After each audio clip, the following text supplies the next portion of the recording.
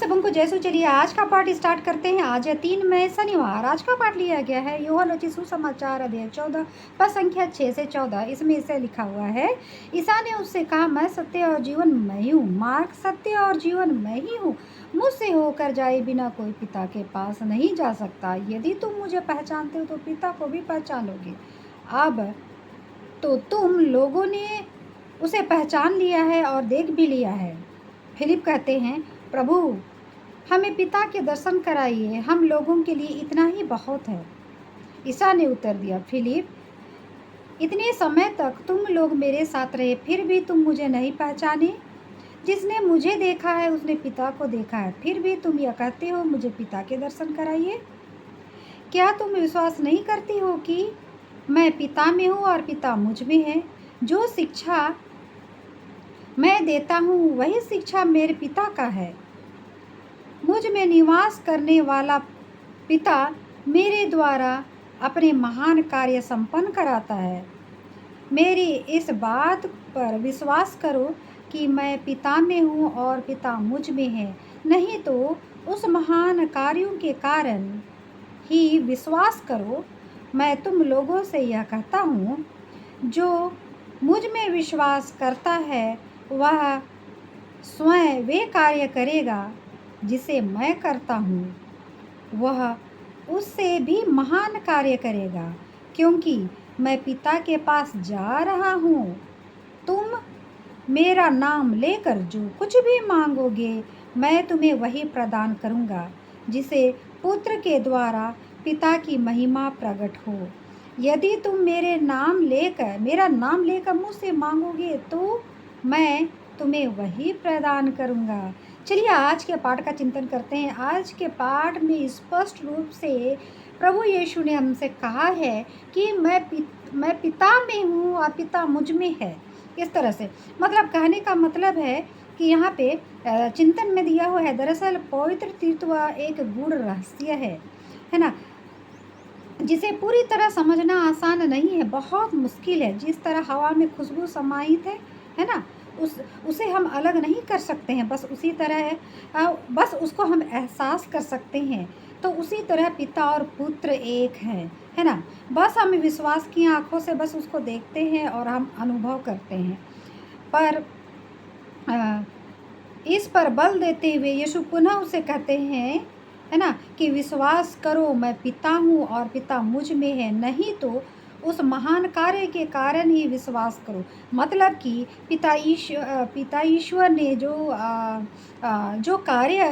पिता ईश्वर जो कार्य करना चाहते हैं वो अपने पुत्र के द्वारा करा रहे हैं। तो पुत्र ने बहुत सारे कार्य किए 33 साल में, है ना, 33 साल का उनका जीवन था इस धरती पे, तो बहुत सारे महान कार्य करे। कम से कम उस पर तो विश्वास करके आप पिता परमेश्वर और उसके पुत्र पर विश्वास करो, ऐसा ये यीशु मसीह कह रहे हैं, है ना।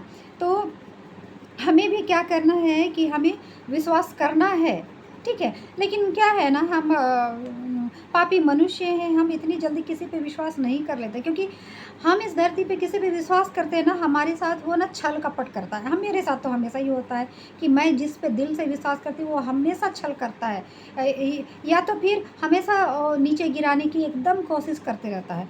तो इसी वजह से हम पापी मनुष्य भी इतना हम क्या बोलते हैं, प्रताड़ित हुए रहते हैं, इतना छलवा सहे रहते हैं कि इस छल कपट की दुनिया में अगर अच्छा इंसान या तो यीशु मसीह खुद आके बोले मैं हूँ, तब भी हम विश्वास नहीं करेंगे, है कि नहीं। जैसे कि हम चर्च में जाते हैं या मंदिर में जाते हैं, कहीं भी अपने धर्म स्थल में जाते हैं, हम जो हमारे धर्म गुरु हैं उनका पाठ पढ़ते हैं, लेकिन हम जब उनके खुद के जीवन शैली को देखते हैं तो हमको लगता है कि खुद बाइबल के पाठ है या फिर धर्म ग्रंथ का को फॉलो नहीं कर रहा है, हमको पाठ पढ़ा रहा है, ऐसे तो हमारा नेगेटिव पॉइंट ऑफ व्यू बन जाता है, ठीक है।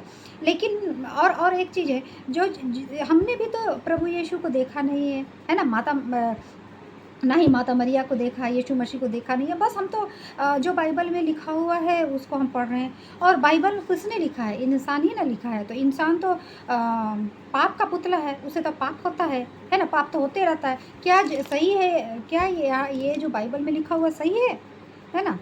अगर आप ऐसे सोचते हैं मेरी तरह कि ये सब बकवास चीज़ें हैं। और अगर और यहाँ पे कि आप पाप स्वीकार करेंगे तो पाप धुल जाएँगे, इस तरह का अगर आप सोचते भी हैं और पाप स्वीकार भी करते हैं हमेशा, है ना? लेकिन मेरा ये मानना है कि पाप स्वीकार करने से पाप नहीं धुलता है भाई। पाप स्वीकार करने से मन की शांति होती है, उससे ज़्यादा कुछ नहीं होता है। पाप स्वीकार अगर करते हैं तो पाप स्वीकार करना भी अपने आप में बहुत साहसी काम होता है। लेकिन जिस आपने अगर पाप किया है तो पाप की सज़ा के लिए आप तैयार हो, है ना? सज़ा भुगतने के लिए तैयार हो। तो हम पापी मनुष्य एक काम कर सकते हैं कि अगर हमने पाप किया है तो हमको अगर एहसास है हमने पाप किया है तो जाकर के उसे माफ़ी मांग। अगर आप माफ़ी मांगने की क्षमता नहीं रखते हैं, कोशिश तो करना है, तो आप कोई अच्छे कार्य करें, है ना? तो इससे आपका पाप थोड़ा कम हो ज़रूर हो सकता है।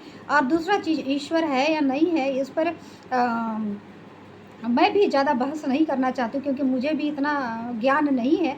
बस मैं इतना चाहती हूँ कि एक अदृश्य शक्ति है, मगर जब हम तकलीफ़ में रहते हैं, दुख तकलीफ़ में रहते हैं, एक अदृश्य शक्ति रहती है जो कि हमें हमेशा ढाढ़स बंधाती है और हम दुख तकलीफ़ से हमेशा पार होते हैं, है ना? कभी सुख आते हैं, दुख आते हैं, है ना? बैलेंस करके हम अपने जीवन को चलाने की कोशिश करते हैं। तो बैलेंस करने वाला हमारा ऊपर वाला ईश्वर है।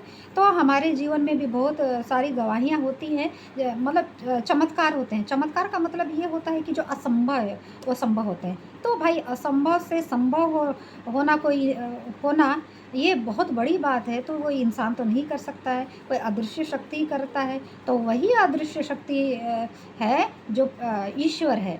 तो चलिए आज हम बाइबल के पाठ को पढ़ें और डायरेक्ट ईश्वर से संपर्क करें। किसी का मध्य कि हाँ हमारे लिए प्रार्थना कर दीजिए, ऐसा ना करें हम, है ना? हम खुद अपने लिए प्रार्थना करें। हमको जैसे समझ में आता है हम वैसे प्रार्थना करें और हमारी जो प्रार्थनाएं हैं वो ईश्वर के पास स्वतः पहुंचेगी। चलिए आज का पाठ कैसे लगा? अगर आपको पसंद आता है तो like share and subscribe this video. Thank